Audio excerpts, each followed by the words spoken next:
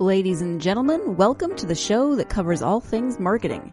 The GSMC Marketing News Podcast gives you the latest marketing news, from what major businesses have planned for the coming year to the newest trends in advertising, from podcasts, digital and streaming, to the old standbys of radio, television, and billboards. Whether you're a marketing agent or a business trying to expand your brand, you've come to the right place. The GSMC Marketing News Podcast starts now.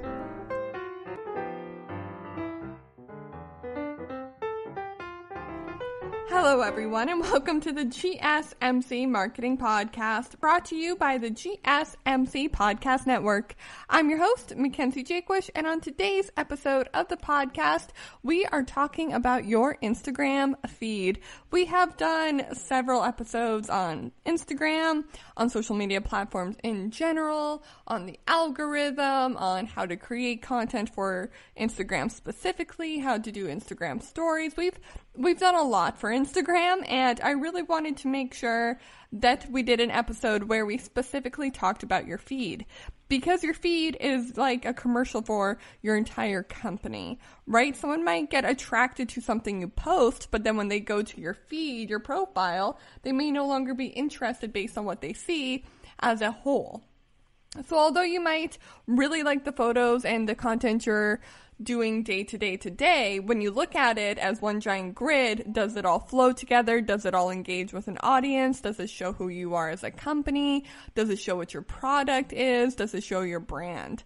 So everything we're going to talk about today is in hope that you will take a look at your feed in a more critical way, because although, again, you might really like the content you've been posting, but it may not look good together as a whole. And we're going to talk about different ways you can get around that, because obviously I don't want you guys to stop posting. That is definitely not the point, but we do want you to be posting with purpose. So we are going to talk about all that and more on today's episode of the GSMC Marketing Podcast, brought to you by the GSMC Podcast Network. I'm your host, Mackenzie Jakewish. Get your pen and paper because we are jumping right in.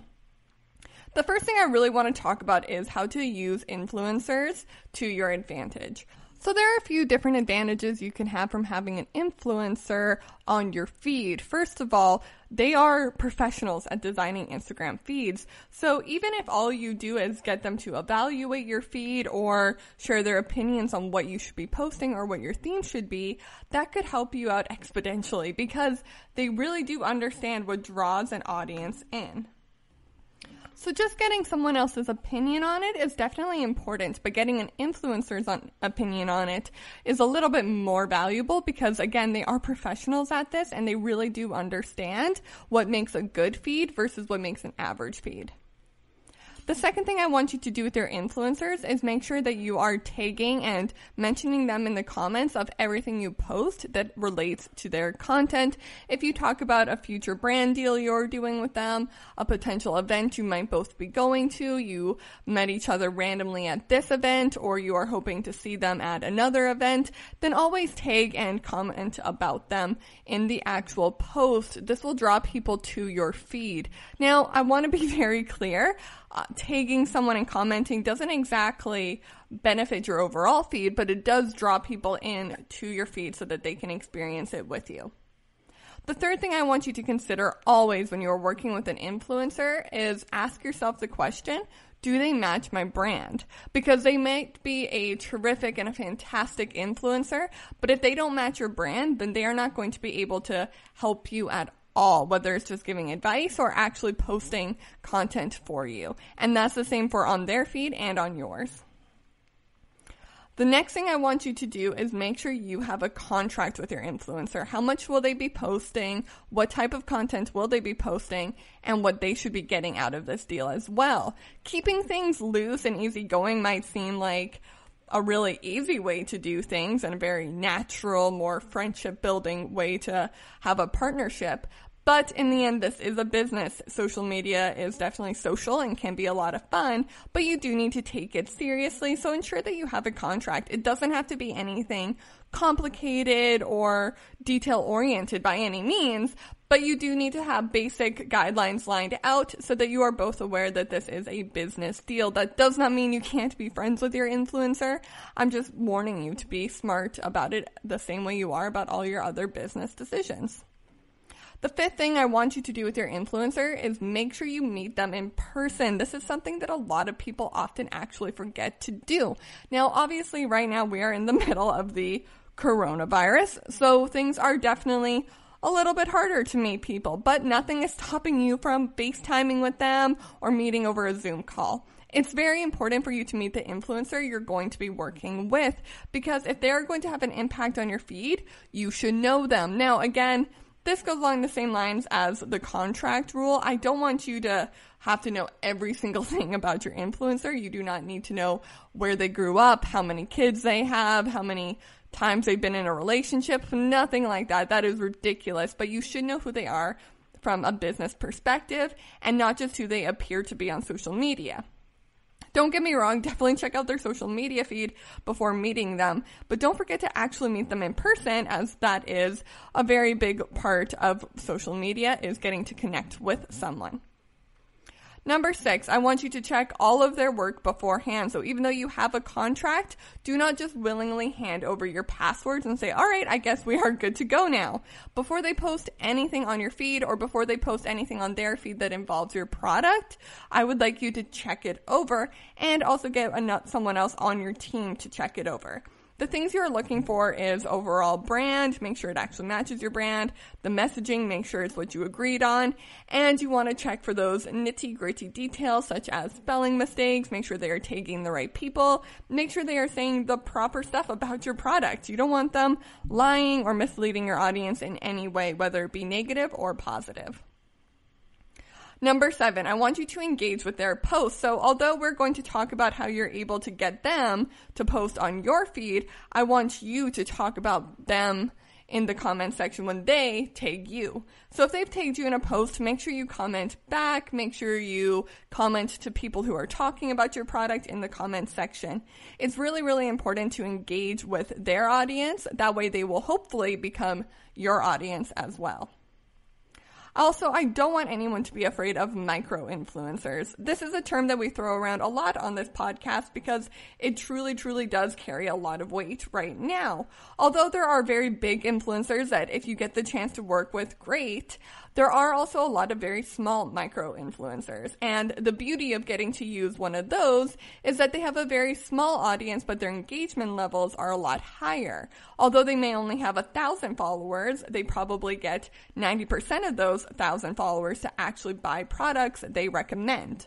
Whereas a bigger influencer who has 1 million followers maybe only gets 30 to 40% to actually engage with the product. So again, just don't be afraid of micro-influencers, especially if you are a smaller company. It could definitely be worthwhile looking into some micro-influencers in your area. Number 9, guest posting. So not only do they have to post on their feed, and I've already dropped this a few times, but what I want you to do is allow them to post on your feed. You're going to hand over the passwords. You are going to check all their work. It's in the contract, but then you're going to allow them to take over your feed for a day, for an hour, or maybe even for a week sporadically. Again, you're totally planning that all out, but your audience will appear and think that it looks sporadic. So don't be afraid to do that. Don't be afraid to let them guest post. It's a great way to draw in their audience, engage your audience in a new way, and get some really great content because, again, I said it once and I'll say it again, they're professionals at this. They know what makes good content. And you're going to be checking it all beforehand anyways, so you know you'll be getting that quality content that you're paying for, essentially. Number 10, make sure they actually use your brand and your product. And this is a really big thing that I want you guys to take seriously. If they have never heard of you, if they don't have any interest in the type of product you are selling or the type of company you are trying to build, this may not work out. Now, of course, you could send them a free sample and then ask them to come back to you in a month, and what do they think of it? Would they continue to use it even if you weren't working together? All of those things are completely possible, and I do want you to try that if it's going to work for you. If you find an influencer who you think matches your brand and they just haven't heard of you, then of course send them products, connect with them, and engage. The worst thing that's going to come out of that is that somebody ends up liking your product and becomes a new customer. The best thing that's going to come out of that is you have a new customer and an influencer to work with. It's just very important, though, that they actually use your product and they actually understand your brand, because you are trusting them to help you sell it. So that is something that is extremely important. Do not take that with a grain of salt. It is very important that they actually do like your product. It doesn't matter how pretty their images are or how witty their captions are. They need to actually like your product. Okay, everyone, we are going to go ahead and take a short break from the podcast, but when we come back, we will be talking about the Instagram algorithm and how it impacts your feed. So stay tuned for more of the GSMC Marketing Podcast, brought to you by the GSMC Podcast Network. I'm your host, Mackenzie Jakewish, and I'll be right back.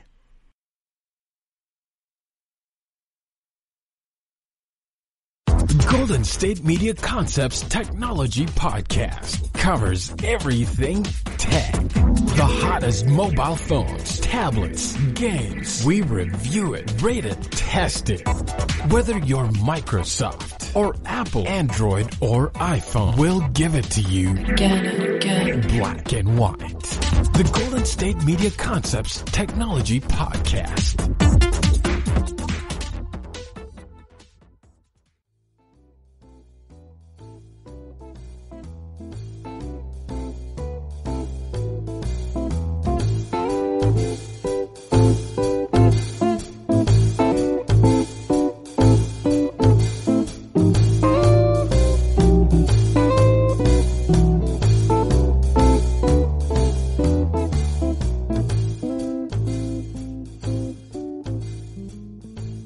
Everyone, and welcome back to the GSMC Marketing Podcast, brought to you by the GSMC Podcast Network.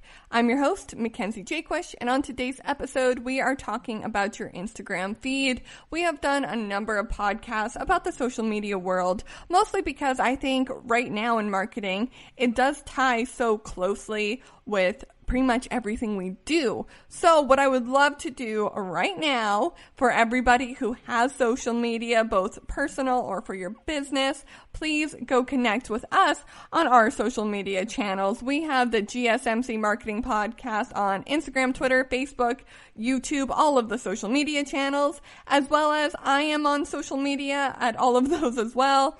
For Mackenzie, Mackenzie Jaquish, that's Mackenzie Jakewish. You can find me pretty much anywhere.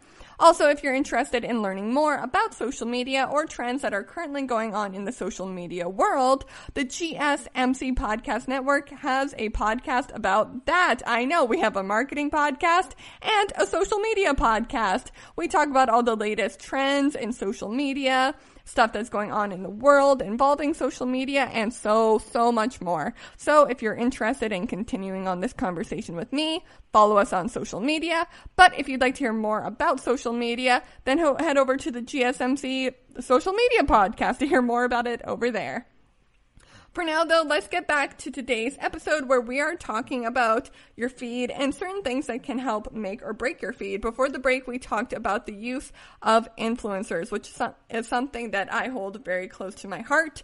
I think it is a terrific idea for any company, big, small, medium, startup, corporate, personal, whatever it may be, to work with influencers if you are able to. It is a great way to reach a new audience, work with somebody who has worked in the social media world for a long time. They understand the ins and outs. They understand what makes a good feed, what doesn't. And honestly, it is just a great way to network and push yourself a little bit further. But now I want to talk about the algorithm.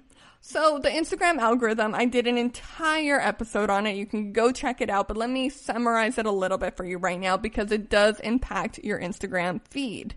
So the Instagram algorithm is basically Instagram's way of getting people to stay on their site longer. That's their ultimate goal.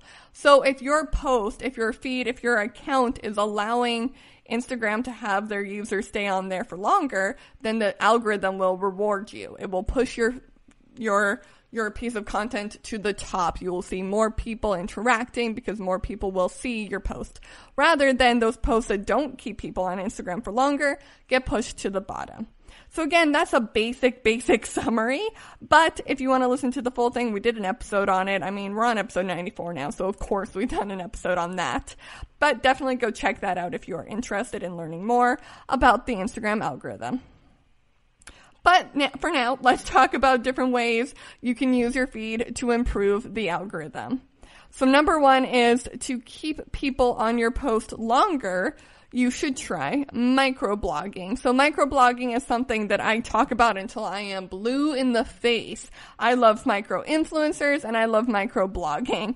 A microblog is basically just a blog that you have shortened to put on your Instagram feed, to say very, very lightly. Of course, a lot of things go into that. I want to make sure you guys are using spacing properly. Emojis, as dumb as it might sound, are extremely useful in creating space and just a layout that is engaging to look at and interact with. Because just putting a long block of text, nobody is going to interact with that.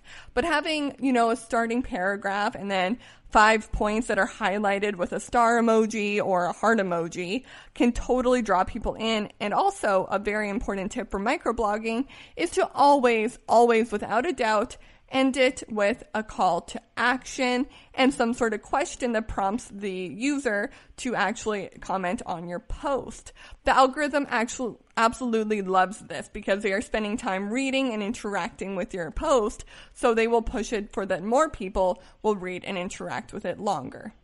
Now, something that goes hand in hand with this is I want you guys to, every time someone comments on your post or does your call to action, interact back with them, please. If you ask what their favorite color was and they reply, write back. Even if it seems like your reply isn't adding anything to the conversation, trust me, it is important, and it is. So just make sure you are always replying back, engaging with your audience, and keeping them on your microblog for longer.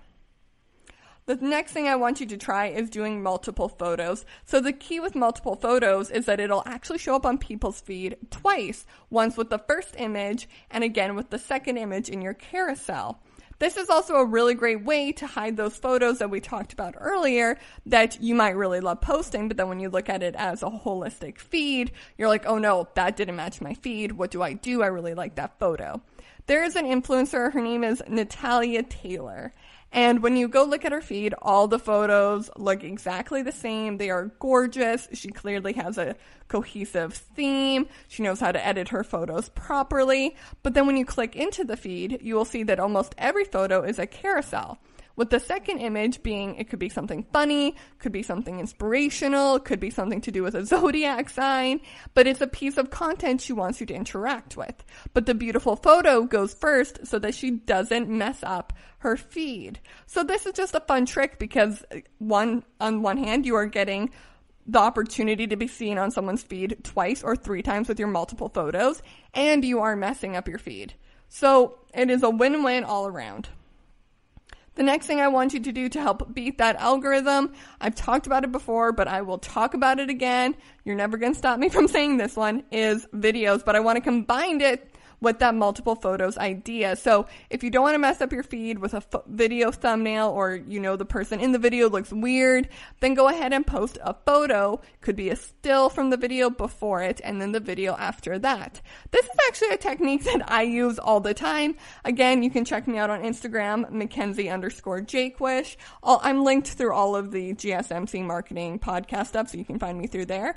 But this is something I do often. It really, really boosts your engagement levels because people have more to interact with. They have the first photo that you posted and then also the video. Another influencer who does this really, really well is Mad Cray Creates, and she's based in Seattle, so of course I'm a fan of her because I'm also based in Seattle, but she always posts 3 or 4 photos from the photo shoot, and then a video explaining how she actually took the photo. And honestly, every time I see her on Instagram, I'm like, I have to interact with this. And that makes sense because it is helping beat the algorithm. So it is getting pushed out further and I am getting to see it more and more.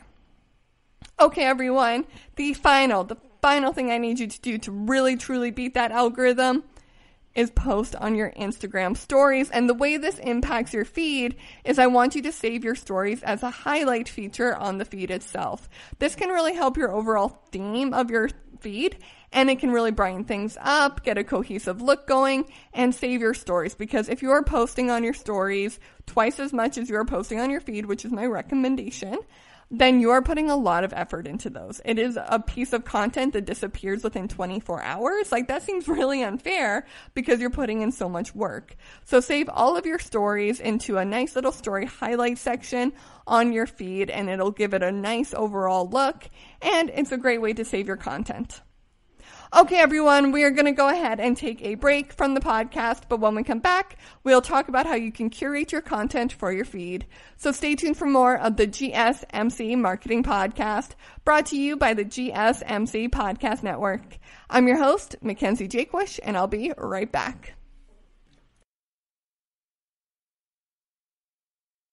Tired of searching the vast jungle of podcasts? Now listen close and hear this out.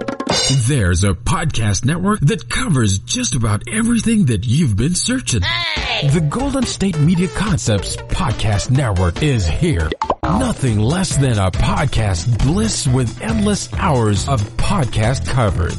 From news, sports, music, fashion, cooking, entertainment, fantasy, football, and so much more. So stop lurking around and go straight out to the Golden State Media Concepts Podcast Network. Guaranteed to fill that podcast itch. Whatever it may be. Visit us at www.gsmcpodcast.com. Follow us on Facebook and Twitter, and download us on iTunes, SoundCloud, and Google Play.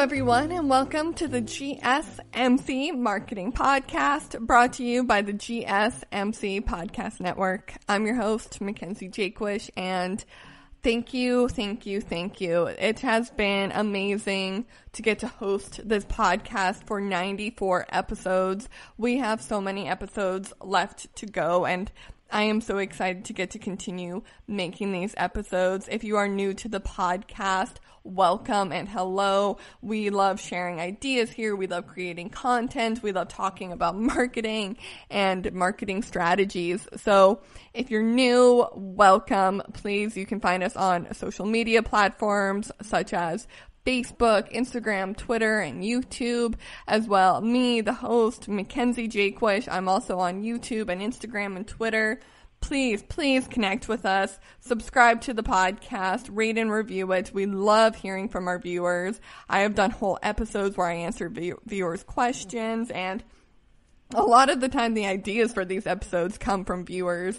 So if you're new, again, third time, welcome. And if you are returning, welcome back. I absolutely love some of you listeners who have been listening to this podcast since the beginning, since like episode 1, and now we're on 94.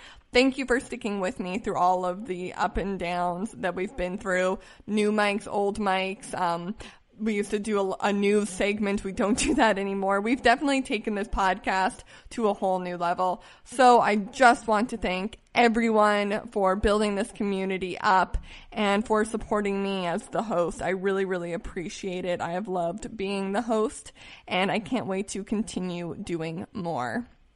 But enough of the sappy stuff. Let's get back into today's episode where we are talking about your Instagram feed and how you can shape it up. So our first segment was all about influencers. I am a huge supporter of using influencers. I think they are the experts of the social media game, especially Instagram. And some of these influencers have been doing it for like a decade now. So they know the ins and outs of the platforms. They know what makes good content, and they can really help improve your brand and also introduce you to a new audience.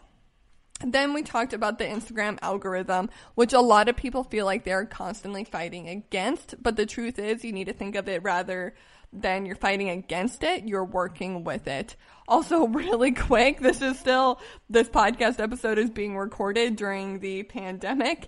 And I live near a hospital. There's a lot of sirens. I apologize if you hear any of that in the background. We're all doing our best with our home studio, so let me just apologize for that right now.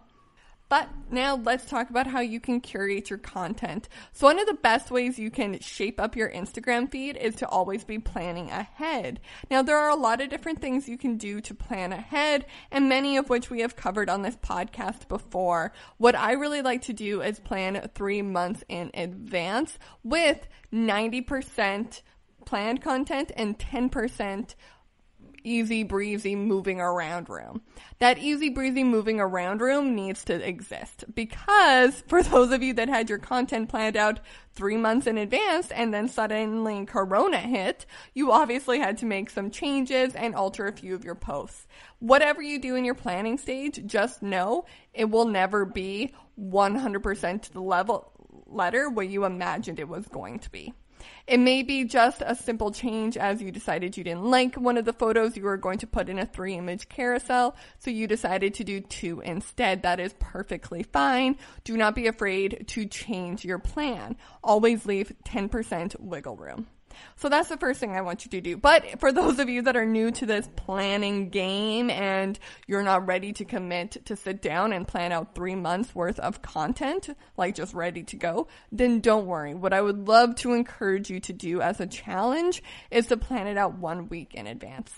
This way you can get used to the idea of planning, and also you'll start to see how easy it is to plan ahead and then take all the pressure off of yourself when it is time to post every single day. Now, the other trick with this is if you are planning 3 months in advance, but you only post 3 times a week, then only plan to post 3 times a week. A lot of people think when I tell them to plan 3 months in advance, they're like, oh, I have to come up with 90 different posts, like one for every single day of 3 months. Like that's going to be insane. That's going to be way too much work. Oh my gosh, I can't even fathom what I would post 90 different times. No, sweetheart. If you only post 3 times a week, that doesn't change just because you're planning ahead. If anything, that could mean you could double how many months ahead you plan because you don't have as much to plan as others, and that's perfectly okay. We go for consistency over quantity here. So just try planning ahead for 1 week if you're not used to it, and if you don't like it, I will be shocked. I will be shooketh, but I will understand, and we'll cut it back to you just planning the night before. It has to be at least 24 hours before, guys, or it's not planning ahead. The reason I want you to plan ahead is so that you can really ensure that all the content going onto your feed will work and flow well together. And you can incorporate things such as influencers and the ways we discussed and how to beat the algorithm. So one way you can plan ahead in terms of your feed is with special apps that let you actually plan out your feed. There are a million different ones that use this. Heck, you could even just use Trello or your phone like camera of how things are going to get laid out. It's just really important to know how your feed is going to look every single time you add in a new photo. Something that I think a lot of people really like to do, is very trendy, is to have something be spelt out on your feed. You are posting 6 different images that all spell out one giant holistic image, or one holistic word, I should say, if I'm talking about spelling things out. And then when you go click on the feed, it says the company's name, or it has a beautiful photo, just all these little mosaic tiles pushed together. But what happens to that beautiful mosaic image you just put together if you add in another photo? Don't get me wrong, there are totally ways for you to add in one photo and still keep your mosaic look. It just takes a little bit of planning, and maybe you need to do a grid with like 3 straight white blocks or 3 black ones before you post regularly again. Now, these are all things that you can plan out using different apps and various programs, and I highly recommend doing that just so that you understand what will make your feed look good. Now let's talk about how you can come up with a feed theme. So a lot of people assume that your feed theme needs to include your brand, and obviously it does in some way, but that doesn't mean if your brand colors are purple and orange that your feed has to be all purple and orange, because hey, that might get hard to do if you sell coffee and coffee beans aren't orange or purple, and you don't want to just keep posting photos of your logo over and over and over again. So your theme of your Instagram does not necessarily have to be your brand colors, but it still should represent your brand. So if you do sell coffee, then maybe your theme of your feed is like a coffee color, and all the filters that you use accentuate the browns in your photos. This way you get more options of what you can post and the types of images and videos you are able to post within your theme. Now, a lot of people also think that theme is restricted to just showcasing certain colors. I've seen a lot of themes that are like pink or yellow, and then they have taken a photo, made it black and white, and then highlighted a few things in pink or yellow. That totally works, and I don't want to slam that in any way at all, but I do want to let you know that that's not how it has to be at all. An overall theme could just be an overall look of the feed. It could be a feeling that you get. Are they all bright colors? Are they all dark colors? Are they all vibrant shades of colors? The options are truly endless, and it's totally up to you, but it is also totally up to the resources you have. I have gone into things saying, okay, my new feed is yellow and blue, and it's going to have a bit of a 70s flair to it. And then I realized, okay, none of the clothing I own is yellow or blue, and I have no idea how to make photos look retro and 70s other than like on this one filter in this one situation. So it's all about redoing your resources and reorganizing your resources, really just trying to understand what you're capable of doing. Now, I also don't want you to settle for anything, but do understand your limitations with your resources. Okay, everyone, that is it for today's episode. Thank you so much for listening to the GSMC Marketing Podcast, brought to you by the GSMC Podcast Network. I'm your host, Mackenzie Jakewish, and I'll see you next time. You've been listening to the GSMC Marketing News Podcast, part of the GSMC Podcast Network. You can find this show and others like it at www.gsmcpodcast.com. Download our podcasts on SoundCloud, Stitcher, and Google Play. Just type in GSMC to any podcast app, and you'll find all of the shows from the GSMC Podcast Network. From movies to music, from sports to entertainment, from business news to weird news, you'll find it all on the GSMC Podcast Network. You can also follow us on Twitter and Facebook. Thank you, and we hope you have enjoyed today's program.